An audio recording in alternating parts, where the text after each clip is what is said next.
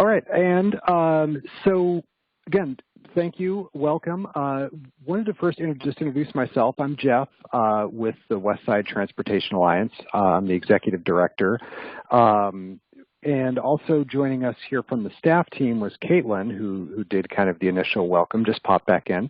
Caitlin is our program manager with the West Side Transportation Alliance. So we both wanted to say welcome. Also wanted to say thanks and give some acknowledgement to our sponsor for this workshop, the Oregon Department of Transportation. So thanks to ODOT for making this possible. And we also wanted to say that this workshop is made possible with support from Metro and from the Federal Transit Administration. So thanks to them for their support also. And I guess as we go along, if you have questions that come up to you during the presentation, feel free to use the chat feature at the bottom for any questions that come up. Caitlin will be monitoring the chat function, the chat area throughout the presentation, and can interject with some questions as applicable. And then hopefully we'll have some time at the end also for some questions. So again, feel free to use the chat for questions as we go. And then really, you know, we thought the timing of this workshop worked out great because it seemed like a really good way to start off, kind of celebrate the start of the Move More Challenge this year. So I think as many of you probably know, the Bike More Challenge this year has been sort of reformed as the Move More Challenge and is going to become a 3-month-long event in June, July, and August.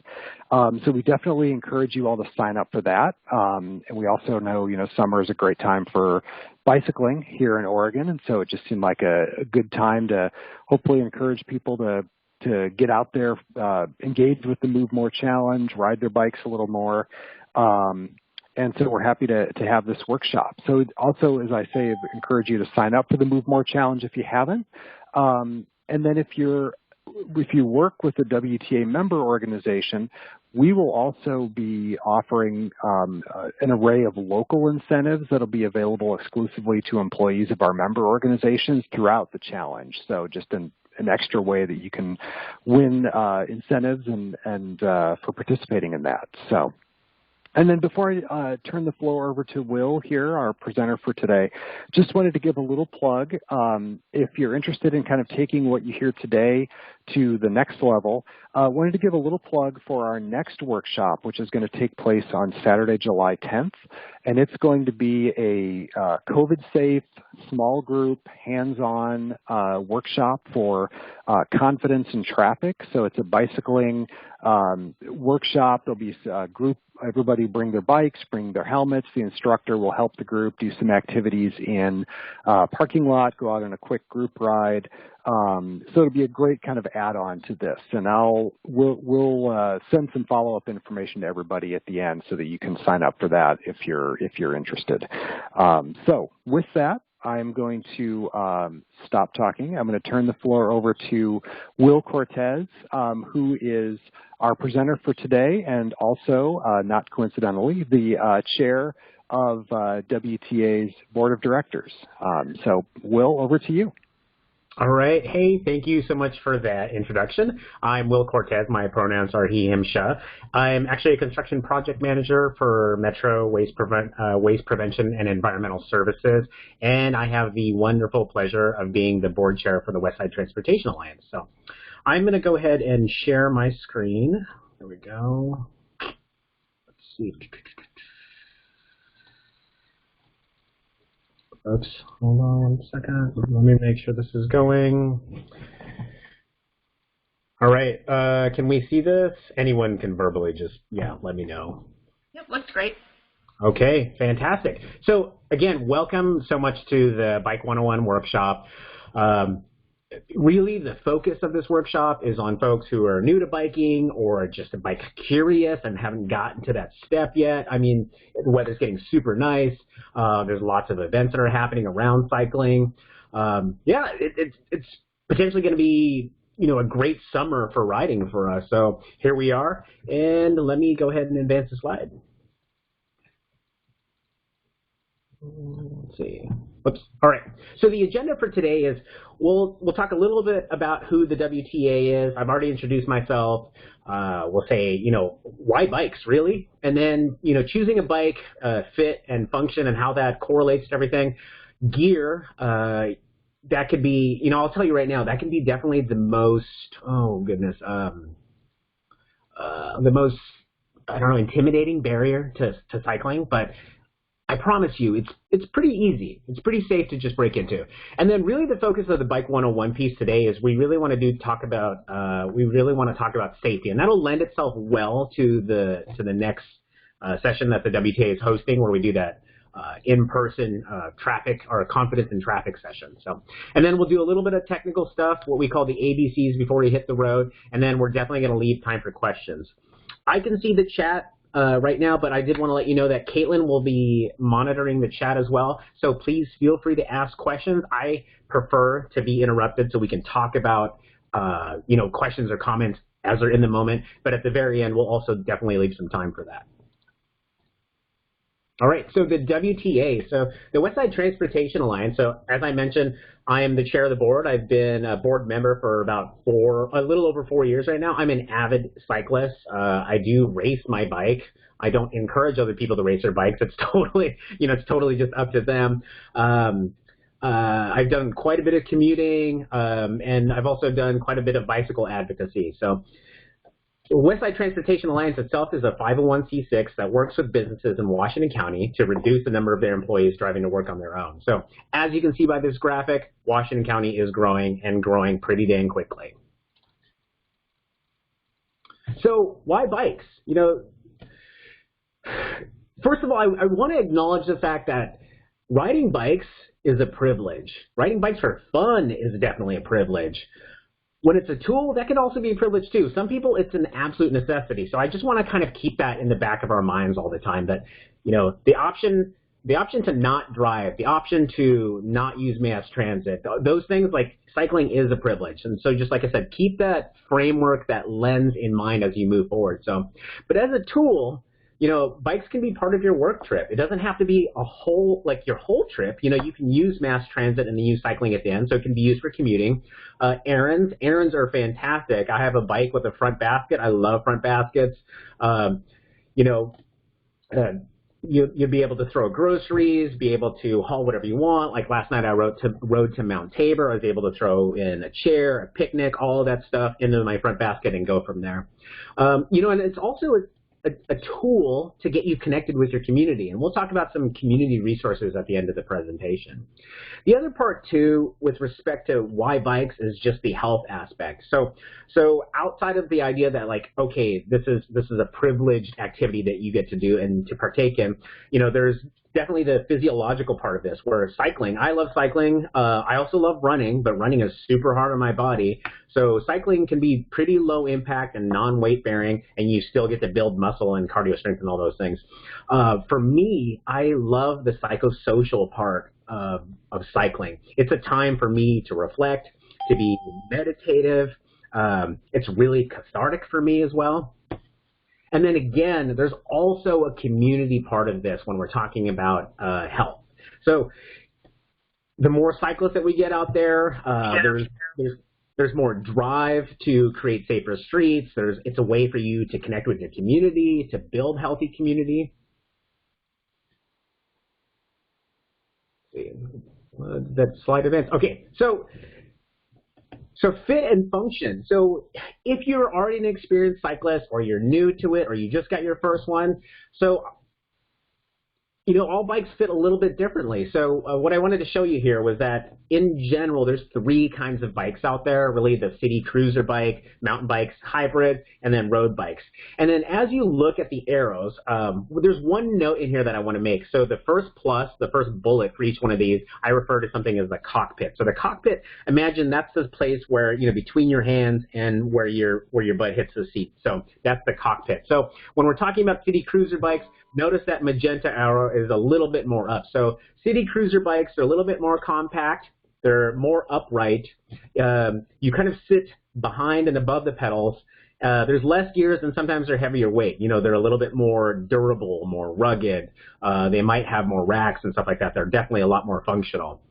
Mountain bikes and hybrid bikes, they also have a compact cockpit. You are sitting up a little bit more. That gives you better visibility, more stability. Are there questions popping up too as we're moving? Whoops. Nope, that's me. Sorry. Oh, gotcha. Sorry. Thank you. Hold on. Trying to advance the slide.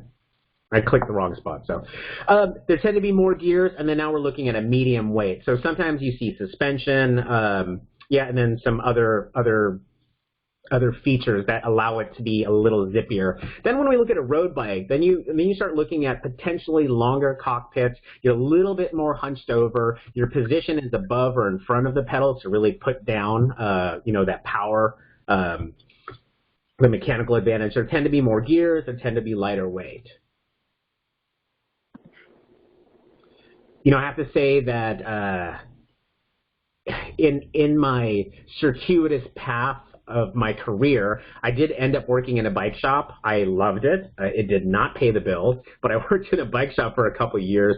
And the one thing that I got as a question all the time was, I'm looking for this holy grail bike. People didn't come right out and say it, but they would ask for, hey, I want a bike that's light and fast so I can keep up with my friends, but then I want to be able to shred and ride trails and ride off-road. Well, that bike doesn't quite exist yet, that Swiss Army bike. We're getting closer to it. Thus the image here. So you might hear people in the cycling industry talk about gravel bikes, cyclocross bikes, all surface or mixed terrain bikes. So we're getting there. But just understand that, once you've got a bike, it's not necessarily locked in, but you're not going to get a bike that does everything really well. You do make some compromises, but we're getting closer. We're definitely getting closer. Now, in terms of gear, so this is absolutely one of my favorite human beings. This is Russ Roca. You can find him on his YouTube channel, his website. It's called Path Less Pedal. And Russ kind of coined the phrase party pace. That's how he does all of his bike rides, long distance, short distance. He goes fishing from his bicycle. He goes bike packing, which is camping from his bicycle. And Russ is a big proponent, as I am, of just wearing whatever you got. Just, when it comes to clothing, everything and anything is great as long as you're comfortable. Of course, ride distance, the weather, the conditions, all of that is going to eventually dictate what you have. And as you notice in this photo, this is totally Russ. I mean, as I rolled into Mount Tabor last night, I was also wearing, a polo shirt and sandals and, denim shorts, and it was a 6-7 mile ride there, and sure, it was hot, but it was functional. It worked for me. Just in terms of clothing as well as shoes, so I know I just said sandals. Shoes is probably a better option. I love pedaling around in Crocs. You can ride in boots. You can ride in trail running shoes, trainers, anything like that. One of those things, when you have to think about pedaling in shoes, watch those laces, especially on the right side, because that's where all the gears are on your bike. And the last thing you want to do is get your shoes stuck in the chain. And I can't stress this enough. Helmets. Helmets are really, really important. Don't get hung up on buying the most expensive, the latest and greatest helmet. Skate helmets are actually pretty cool helmets too, because skate helmets are what we call multi-impact helmets. Bicycle helmets, yes, they're lighter, but as soon as you hit the ground because of an accident, a bicycle helmet at that point has been compromised and you want to toss it. So all helmets for bicycling all pass the same test. No matter if the price tag on them is $300 all the way down to $40, they all pass the same test.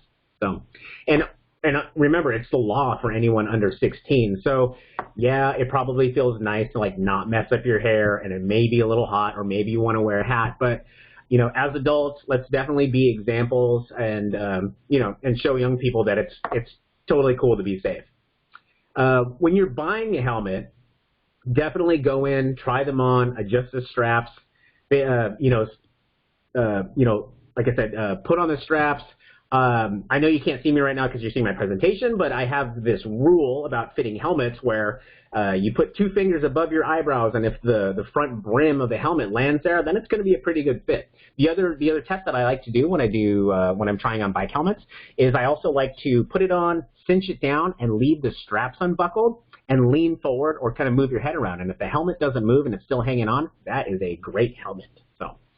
The last kind of protective equipment piece in here, and you wouldn't really think of this, but notice Russ is wearing glasses. He has to wear those glasses. I've recently started wearing glasses just in December of this last year, and I cannot tell you, like, out of everything that you do as a cyclist, your eyes are the most important tool that you bring with you. So please take care of them. So if you're wearing sunglasses or if you just need to do something clear, please take care of your eyes. Protect those peepers. There we go, more gear. Yeah, oh my goodness, there's so much gear. So, you know, in terms of hydration, so this is you staying hydrated. Honestly, you don't need all the bells and whistles. I'm totally on, you know, in the school of thought where, like, ride what you have. So, you know, bring a backpack if you need, if you're comfortable. You know, throw water bottles in there. If you want to buy bottle cages for your bike, then go ahead and do that. So, or even better, plan a stop. There's so many cool places in Portland for you to pull over, get something to drink. My friends and I, we love to pop into the Portland Mercado on Southeast Foster. Or, you know, if you're in Washington County, then BG Food Cartel. You know, try to plan those stops. So eating, you know, again, same thing with hydration. Either bring food with you, plan a stop, you know, bring some snacks. I'm a real big fan of what I call whole food or real food. I don't like to eat the bars and kind of the synthetic snacks. Bike security. So this is hotly contested, especially because there are the prevalence of these cable locks. So the cable lock is that one that says master on the left side versus what we call a U-lock on the right side. No lock is totally foolproof. If you are a YouTube-aholic like myself, there's this unfortunate website called The Lock-Picking Lawyer, and this guy can open every lock out there. It's pretty unfortunate. But what I want to tell you in terms of bike security is, even though those cable locks on the left side are potentially lighter, potentially easier to deal with, and sometimes a lot less expensive, anyone can cut through those. Just understand, anyone can cut through those really quickly. So depending on where you're parking, you know, you're really going to have to weigh what you're doing. I would say that the cable lock on the left is something that's great for, you know, a quick stop. Let's say you have to pop into a shop and you can see your bike from the shop. If you can't, if it's got to stay for a while, let's think about a U-lock, all right?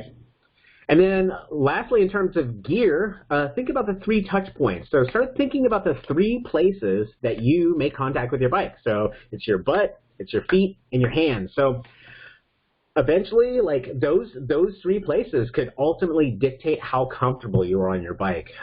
If you do a lot of commuting, and you find that your shoes are sliding off your pedals, it might be time to buy different kinds of pedals, maybe something with a rubber interface, maybe something that's got little metal pins in it that hang onto your shoes. Grips are the same thing. I have trouble with my wrist. I'm unfortunately in front of the computer a lot, so typing hurts, using the mouse hurts. So I use grips that have a little wing to them so that way I can rest my hands on them. Same thing with saddles. What's really cool is if you do live in Portland, there's an absolutely fantastic bike shop on Northeast Alberta called Gladys Bikes. And what they have is they have a saddle library. I think it's got like 20 to 30 different bike saddles. Saddles is what we call them for biking. And what's really neat is you pay into this program and you can try out different saddles until you find the right one, and then you're out of the program. But in general, you know, take a look at how your bike saddle fits you. Any questions so far? Doing well? I don't see any questions yet. Great, great. Yes, yeah, Gladys Bikes is fantastic. So let's dive into the bike safety piece. So I love this term wobbly goblin. I grew up in a military family, and we used to refer to wobbly goblins as those experimental planes on their first flights. They just didn't do so well. So my question to you is, are you a wobbly goblin? So in terms of bike safety, the first thing that I want to impart on you is to be predictable. So be intentional, ride in as straight a line as possible. So Really avoid unnecessary weaving, going up onto the sidewalks, coming back out in the street. And really, it's against the law. So it's in the driver's manual. It's in the bicycle manual as well. So, and as we move forward and talk about and think about bike safety, just remember, like, we're vulnerable road users. Yes, we want cars to respect us and give our space. But again, remember, like, a 20-mile collision, car to car, everyone's walking away. 20 miles against, bike to car, like, someone is definitely going to get hurt, and that someone is the person on the bike. So just keep that in mind. So we have to hold our own. So find your bubble. This one is going to be exciting because if you get a chance to do the in-person, confidence in traffic course, there's definitely a focus on finding your bubble. So again, motor vehicles are dangerous. So leave plenty of space for car doors. Yes, it is against the law for someone to just fling open their car door without looking and take you out. But my suggestion to you is to ride big. It's like defensive riding. When you're out there,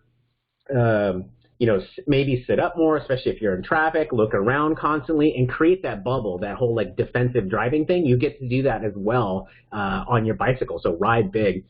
And just understand that, you're probably still going to get buzzed, but I believe maybe 1 or 2 years ago, the Oregon State did pass a law, which was called the Safe Passage Law, and this will benefit people who are taller than folks who are shorter. But this particular law says that a vehicle passing a cyclist at 35 miles per hour or greater has to keep a distance from that cyclist as if that person on the bike fell over. So stop and think about that with me for a second.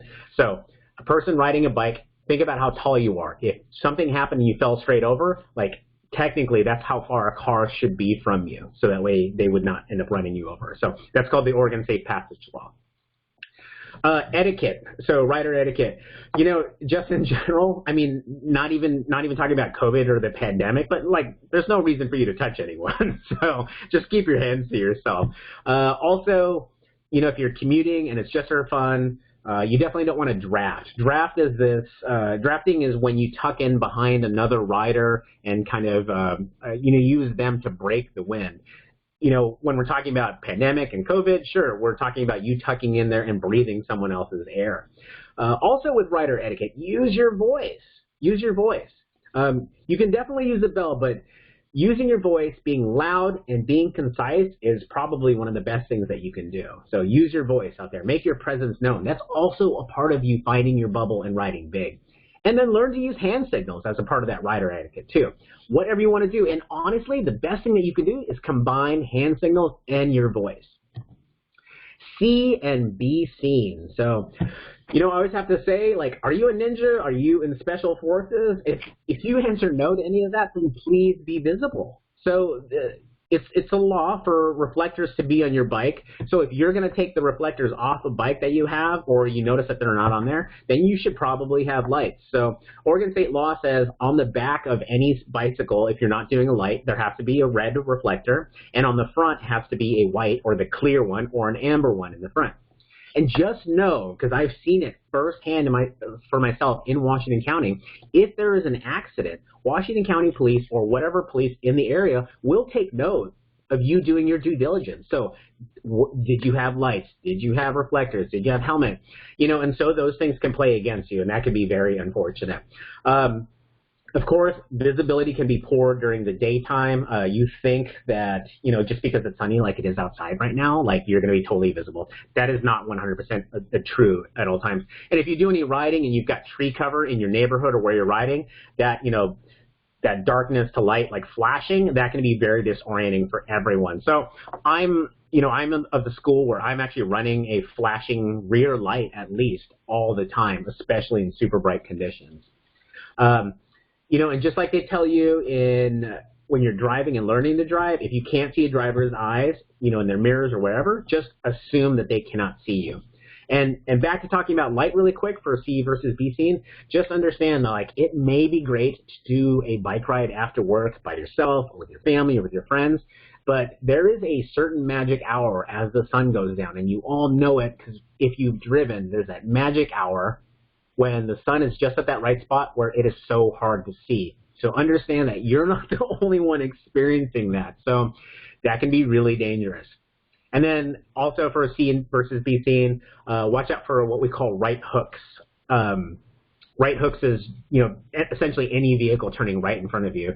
If you live in Portland and you're familiar with, I believe it's Williams, this is one of the most bizarre streets in the entire bicycle infrastructure in the Portland metro, where the bike lane is on the left-hand side. So in that case, you have to watch out for left hooks. And lastly, for this slide, laws. So familiarize yourself with the law.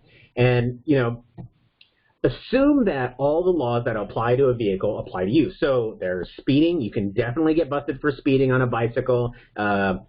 Obviously, you're not supposed to be driving on the sidewalk as a car, so there are laws against people riding bicycles on the sidewalks as well. You can get a DUI, pulling over for emergency vehicles. There's also headphones, like music rules, so make sure that you're looking. And unfortunately, it changes from jurisdiction to jurisdiction. I've noticed it, change from Beaverton to Hillsborough, and then, so just, like I said, make yourself aware, be informed. Of course, the helmet law, like we mentioned, especially for younger riders.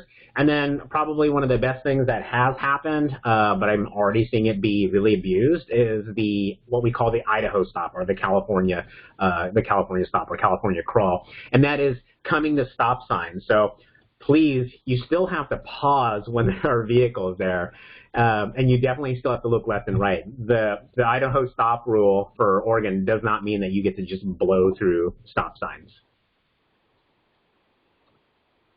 All right, and as I mentioned before, so keep to the street. So avoid sidewalks. And in this graphic, it says where it's illegal to bike on the sidewalk in Portland. So this can be really tough for you, especially if you live in Beaverton. There are places like around the city library where you're not supposed to ride on the sidewalks. You're actually supposed to walk your bike. In downtown, like old downtown off of Farmington Road in in Beaverton, in the city of Beaverton, you're also not supposed to be riding on the sidewalks. Like if someone really wanted to press the issue, they could. So just understand, again, that every city, whether it's in Washington County or Multnomah County, wherever, all have these blocks of areas where you're not supposed to be riding on the sidewalk. So, and then obviously that goes for no e-bikes as well. And then that also came out with no scooters. And so as you're planning your trip, I can't stress enough, if you're not using one of those fancy apps out there, Google Maps is still pretty fantastic. And their bike setting is pretty awesome, especially since you can turn on live traffic and know, where things are red, where things are green, and how fast things are moving. So crosswalks. So crosswalks is honestly one of the most confusing, potentially contentious things, and that's when I guess how do I put it this way? So crosswalks are also driveways. So if you're in Beaverton, and you all know there's that Fred Meyer on Walker Road, right? So there's that Fred Meyer on Walker Road. When you cross the opening of the driveway as it passes into Fred Meyer, that's a crosswalk, that's a driveway. It turns out that the law for you as a cyclist is that technically you're not supposed to be moving very fast. So if you have a collision with a vehicle, it's now 50-50. Yeah, so think about that. Typically just zoom past driveways, but if you have an altercation with a vehicle in a driveway, so whether it's like residential or into a commercial area, it becomes 50-50 at that point. So when you're moving that fast, faster than a person who is walking, like on a sidewalk, technically you're considered a vehicle. So just understand. Lock, don't block. So I have to say, so this one is, personally for me, I do a lot of work around Americans with Disabilities Act, and disabilities communities, and then also with communities of color, marginalized communities, people with low socioeconomic status. And one of the things that you will always notice is that in marginalized communities, I live in Northeast Portland off of Killingsworth. It's a massive street. It's like, where are the sidewalks, okay? Or if the sidewalks are there, they're crumbling. They're in total disarray. So when we're putting bikes, whether it's a Biketown bike that you've rented, or it's a scooter, or it's your own bike, please think about how you're locking bikes. Because are you gonna be that person that blocks someone who's using a mobility device, someone who's just walking? Are you taking up the only space that's safe to pass because there is no sidewalk? So again, let's think about how we lock up our bikes. So give safety a hand. So hand signals, I have to stress, like, these are so powerful, and it's great for you and other cyclists, and it's definitely great for drivers, anyone in a motor vehicle around you. So it's really helpful for you to know these. So left turn, obviously that one's pretty straightforward. Stopping, putting your hand down. Right turn, and you can either use your left arm and point it up, or using your right hand to point to your right turn. I like to be really intentional. I'm probably overly dramatic about this, but I also like to point. Might be a little bit of showing off, but sometimes I'll use both hands. So two of them, like you just can't miss it. So it looks like I'm directing, airline traffic. So I like to use both hands. Again, use that voice. Speak loudly and concisely. Use as few words as possible. Also, with respect to safety, sometimes a bell or a horn is pretty fantastic. So I do want to say that, sometimes you can buy this stuff online, but please don't put anything that sounds like an actual emergency siren on your bike, or carry a bullhorn and then use that siren sounding. There's actual Oregon law that says you can't use those unless you're like law enforcement or emergency services. So help each other. So yes, definitely, Chris, that's a great point. Eye contact with drivers. So if you're comfortable with it, when you do those hand signals, honestly, I like to look over the driver, just like you're saying, eye contact with drivers. And honestly, that's a skill that you do have to practice. So it's tough to sometimes, what I like to say is hold your line. So, which is, can you look over your shoulders and hold it for a while without deviating? You probably have to practice that in a parking lot and get used to it. So, but yes, definitely make eye contact with them and know, like, when you make your hand gesture, that they can see it. So help each other. So just like in that case, help drivers, but also help out other cyclists. Help out other cyclists. Point out hazards. It's not like, it's not like it's not a race when you're commuting. It's not a race when you're doing this for like fun and fitness. And honestly, even in races, like, they actually call out hazards. So if there's something like a pole is in there, or there's broken glass, just, turn around, yell, use your voice, wave your hands around or point at it. So that'll be definitely helpful for everyone. So kind of on the same train as safety, this is now your personal safety and how you, and getting out on your bike. I like to think about the ABCs before I go. So A being air, B being brakes, and C being the chain and the crank. So in the air, I'm actually at this place now where I love fat tires on all my bikes. I go as big as possible that the bike will allow me to. And that's because I can actually run a slightly lower pressure, and in some cases a lot lower pressure. What does that do for me? That makes the ride super, super comfortable. On some of those faster road bikes, you'll see people pumping up their tires really high. So, in terms of like how fast you roll on pavement, sure, that probably increases it and lowers the coefficient of friction. Now, brakes. So this is definitely one of those other things you want to be checking before you head out. Unfortunately, I did go on a group ride 2 or 3 weeks back, and someone did not check their brakes, and that ended very badly. They could still ride, but they were pretty scraped up and probably used all the Band-Aids we had in our group. So chain and crank. This is the other thing you probably want to check. Over time, the chain and the crank. Oh, so that's a great question. So how do you know what your air pressure should be? What's really cool, and it's going to take some looking, but on the side of every tire, whether it's a kid's bike all the way up to some like, multi-$1,000, bike that you get in a shop. So on the side of every single bike, they'll put down parameters for what you should pump the pressure to, and the parameters being PSI. So you'll go down, take a look. Sometimes it says 30 to 45 PSI, and hopefully when you're pumping up any of these tires, that you've got a pump that has a gauge on it so you can measure it. Yeah. So Caitlin, great question. So how do you know what the air pressure should be? And then honestly, after that, if you've pumped it too high, it's so easy to just like let some air out as you're riding along. So just to make your ride more comfortable. Don't let out too much air unless you've got a pump with you. Yeah. So like I said, the chain and the crank, this is the stuff that really makes everything go. What I like to tell folks is that if when you pedal, it sounds like you are carrying a basket of mice with you, then probably something's wrong with the chain and the crank.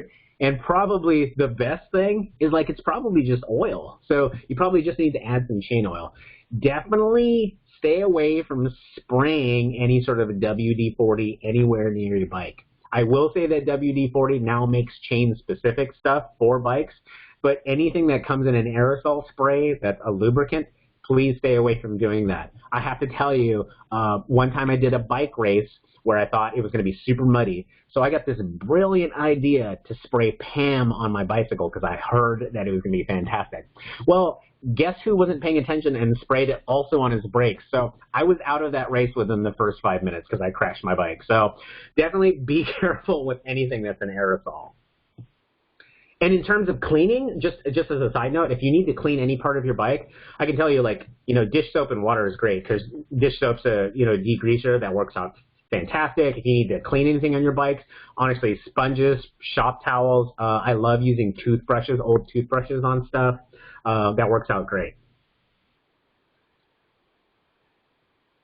And then lastly, the best thing about being out on a bicycle, if you get that opportunity, is that it just gives you the chance to connect with the whole world. So, so shop local. So, it's so much easier to access like farmers markets, any of these bike shops. You've got Gladys Bikes, Oregon Bike Shop out of Montevilla, what used to be Bike Gallery, which is now the Trek Bicycle Store. You've got Metropolis Cycles. Yeah, so it just gives you that opportunity to shop locally. And as we've all seen, as streets are being shut down more and more to create these blocks and they're taking away parking spaces, what an awesome time to ride your bike now, to go get some food, to go get some drink, to go shop around and actually walk through spaces. This is really exciting to see these, like I said, parking spaces disappear. And we're seeing more places to lock up bikes, more places to sit and hang out and congregate safely. Yeah. Community resources. Well, I mean, the number one community resource is right there on the lower left-hand side of the screen. So, please connect with us, the Westside Transportation Alliance, on, if you've got questions about commuting, questions about biking. There's also the League of American Bicyclists.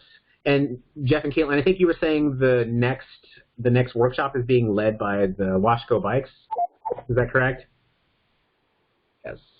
I think so. So Washco Bike. So if you're in Washington County, yes, yeah. So if you're in Washington County, so if you're in Washington County, you've got the Washington County Bicycle Transportation Coalition. If you're in Portland, you've also got the Community Cycling Center.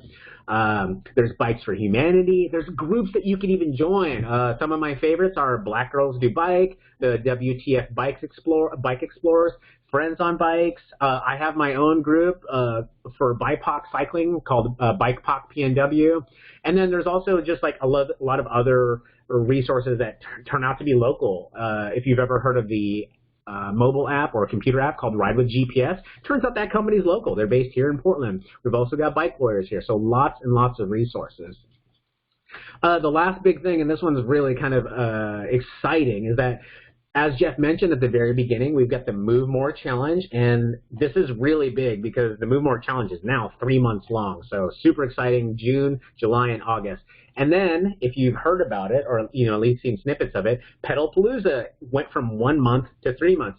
And Pedalpalooza is absolute ridiculousness. And any one of you on this call, if you had, this raving mad idea about doing a bicycle ride, like you can put it on their calendar and then people will show up for it. I just heard about one ride that's literally 3 minutes long. And I think it's called the Ding Ride, and they're going to meet at Ladd Circle, do 1 lap, and ding their bells the whole time. Like, it's total silliness, Or there's a ride on the 13th where everyone's going to carry, like, fuzzy dice, and what they do is, like, it's a get-lost ride. So they're going to roll the dice, and it's going to tell them how many blocks to ride or which right turn, left turn, and then just depends on, like, where they end up. So lots and lots of really cool, fun stuff. So throughout the year, of course, we'll have Earth Day, Earth Month. We've got other things like Film by Bike that's going on right now, Band Film Festival. But yes, lots and lots of events and initiatives. And again, the ability for you to shop locally as we see more and more of these farmers markets pop up as streets get shut down. Yeah, so, I mean, here we are. It's 12:11. We've got quite a bit of time. And if there are any questions, I would love to open it up right now.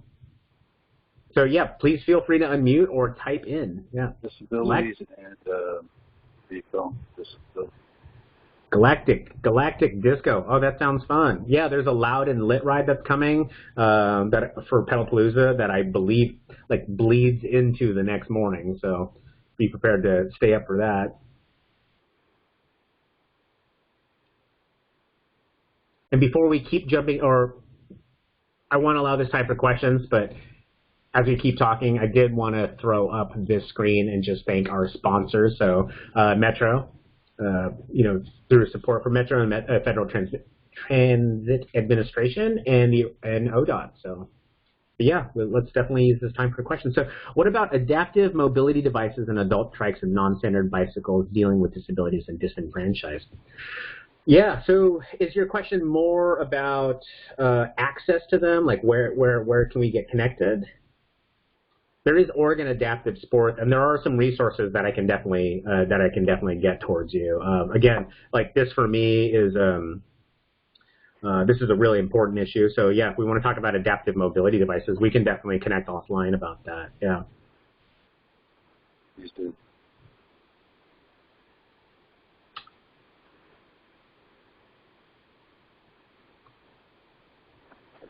That feels.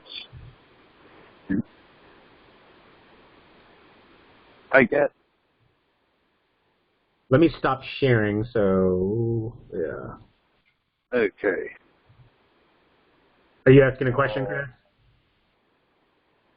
Well, I guess you can't talk. Can you unmute me? Oh no, I can hear you. Oh, okay. Well, yeah. It's a question because, it's like Western Washington County, Forest Grove. We have a huge number of aging, disabled, and people that are low income with all the affordable housing going in.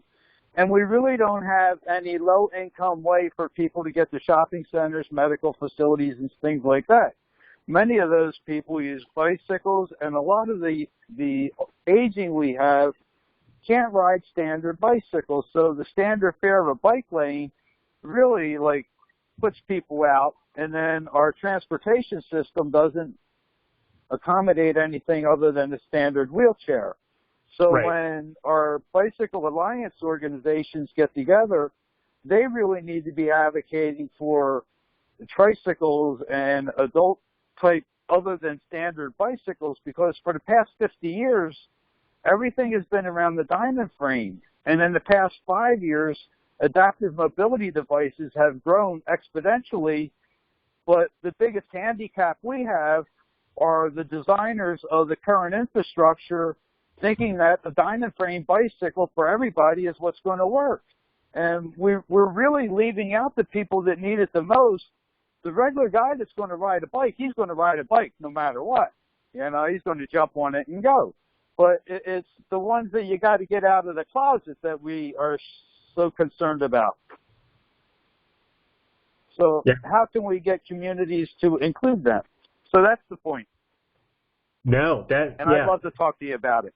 Yeah, absolutely. That's a great comment. I'm totally with you. I mean, there are definitely groups now that exist, and unfortunately, they are too few and too underfunded to make big dents. But there is definitely the chance for further advocacy around it. So I'm thinking of groups like Adventures Without Limits. They do programs, but that's a program that you sign up for them, and that's fun trips. It's not advocacy for adaptive mobility devices with in particular trikes and bicycles, or even Oregon Adaptive Sports. Again, it's just like, hey, here's these things, but it's like, how do we take that next step to talk to city planners and urban planners about this? Well, ODOT, I got House Bill 2985 passed so that ODOT is now required to have people with disabilities involved in every committee that affects them. So right off the bat, the bicycle pedestrian committees, the paint committees, all of these various committees are now going to have representation based off of the census. But it's also grassroots organizations and ones like yours that are well established, that you're talking here that you're an advocate for people with disabilities, but yet, where's the trikes? Now we have electric hub motors that go on attachments that go on the front of a wheelchair. So your manual wheelchair, you hook this thing to the front. Now you have a hand cycle, or you just have an electric vehicle, a high-speed 25-mile-an-hour electric vehicle that is going to be in the bike lanes. And we're still concerned about door jamming. So anyhow, I won't take over your meeting. I'm sorry. Oh, no, not at all. Things. Yeah, absolutely, absolutely. No, I definitely hear you, and I appreciate the comments. Yeah. And actually, Jeff or Caitlin, have you had any insight about any of this? Are you familiar with any of the issues that Michael's brought up or Chris has brought up? Not specifically. I have to say I'm learning more. At the Street Trust Active Transportation Summit, they had a whole session on advocating for people with disabilities, and it was super interesting. So I don't have much to add, but I also appreciate all the comments. Can you guys get a hold of me afterwards? I'd love to chat with you more about this. Absolutely. Yeah. Thank you. Yeah. Any other questions about just kind of bike 101 and bike safety? Questions about fit? Questions about, getting around? Let's see. I don't know, anything that potentially is intimidating for you?